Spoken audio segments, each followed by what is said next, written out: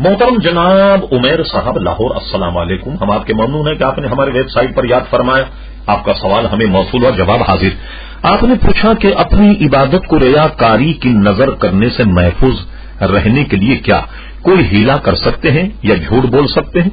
मोहतरम, सबसे पहली बात तो यह है कि जो फराइज हैं उनमें रियाकारी नहीं। मसलन नमाज अगर आप पढ़ रहे हैं तो आपको बाजमात नमाज पढ़नी होगी कि लोग देखें आप नमाज पढ़ रहे हैं। ज़कात अगर आप दे रहे हैं तो उसको दिखाकर देना होगी ताकि लोगों को रगबत पैदा हो। हज जब आप करेंगे जाहिर है कि तन्हा छुप करके हज नहीं कर सकते। रोजा जब आप रखेंगे सबको मालूम होगा कि आप गोया रोजे से हैं। तो फराइज में तो नियत सही होनी चाहिए और गोया वो दिखावा हरगिज नहीं होगा। अलबत्ता रिया से नवाफिल जो इबादत है उसमें बचना चाहिए। और वो एक ऐसी बीमारी है कि इमाम गजाली फरमाते हैं कि उसकी चाल जो है वो चूंटी से भी ज्यादा धीमी है। यानी रिया जो है वो एक बीमारी है।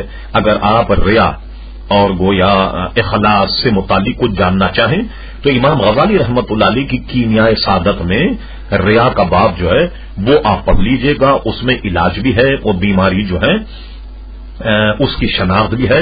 इससे इंशाअल्लाह आपको काफी फायदा होगा। लेकिन ये कि आप झूठ नहीं बोल सकते। जैसे आप नमाज पढ़ करके निकले, कोई पूछे कि आप कहां से आ रहे हो तो आप झूठ बोलने कि मैं नमाज पढ़ के नहीं बल्कि कुछ और करके आ रहा हूं। इसमें झूठ बोलने की इजाजत तो नहीं है। लेकिन ये कि आप रिया से बचने के लिए कोशिश यही करें कि नवाफिल इबादत जो है उसको आप तन्हाई में किया करें।